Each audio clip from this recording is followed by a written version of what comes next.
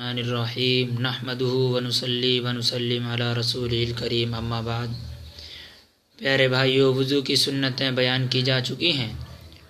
وضو کو توڑ دینے والی چیزوں کا بھی بیان گزر چکا ہے۔ اب یہاں آپ کے سامنے وضو کی دعائیں کا تذکرہ کیا جا رہا ہے۔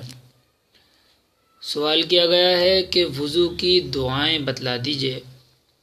تو میرے بھائی، یہ وضو کی دعائیں یہ ہیں کہ جب وضو کرنا شروع کریں تو سب سے پہلے بسم اللہ الرحمن الرحیم پڑھیں۔ اس کا ترجمہ ہے شروع اللہ کے نام سے جو بڑا مہربان نہایت رحم والا ہے۔ اس کے بعد دونوں ہاتھ دھوتے ہیں تو ہاتھ دھوتے وقت اللہم انی اسألک الیمن والبرکۃ واعوذ بک من الشوم والہلاکہ۔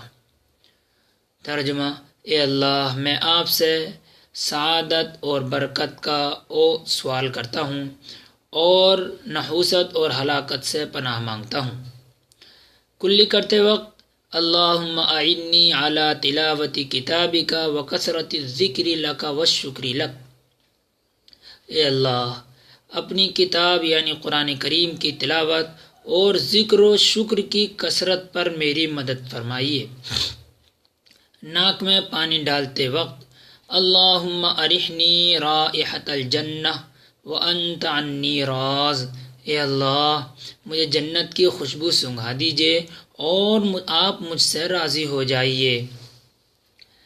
اس کے بعد ناک سنکتے وقت، یعنی جب ناک میں پانی ڈالیں تو اس کے بعد ناک کو سنکنا ہے، تو اس وقت دعا پڑھیں گے اللہم انی اعوذ بک من روائح النار ومن سوء الدار۔